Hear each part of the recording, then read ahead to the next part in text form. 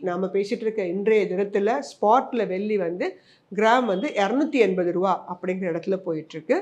நம்மளுடைய கோல்டு வந்து 22 கேரட் வந்து 14,000 அப்படிங்கிற மாதிரி போயிட்டு இருக்கு. நான் முதல்ல புது பையர்ஸுக்கு சொல்லிடுறேன். புது பையர்ஸை பொறுத்த மட்டும் இன்னும் கொஞ்ச நாள் வெயிட் பண்ணலாம். ஏன்னு கேட்டிங்கன்னா, இன்றைய தினம் நம்ம பேசிட்டு இருக்க இன்றைய தினம் நடந்த அடுத்து மிக முக்கியமான ஒரு நிகழ்வு இந்தியா யுஎஸ் ட்ரேட் டீலு. கேள்விப்பட்டிருப்பீங்க. இத்தனை நாளாக வரியை போட்டு போட்டு வீசிட்டு இருந்தவர் இன்னைக்கு கொஞ்சம் மனசு மாறி நமக்கு 25% ரெசிப்ரோக்கல் டாரிஃப் 25% இருந்தது, அதை 18%ஆக குறைச்சிருக்காரு.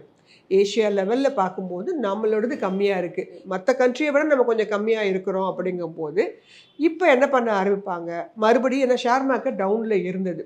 ஸோ இங்கே வந்து மக்களோ இல்லை முதலீட்டாளர்களோ ஃபாரின் இன்ஸ்டிடியூஷனல் இன்வெஸ்டர்ஸு இவங்க எல்லாம் அடுத்து இந்த சைடு ஃபோக்கஸ் பண்ண ஆரம்பிப்பாங்க. ஸோ அதனால் யூஎஸ் ட்ரேட் டீல் முடியும் போது கண்டிப்பாக கோல்டில் இறக்கம் இருக்கும் அப்படின்னு எதிர்பார்த்த ஒன்று தான். அது என்னன்னா ஒரு ஏற்றத்தை கொடுத்துட்டு இறக்கியிருக்காங்க, அவ்வளோதான்.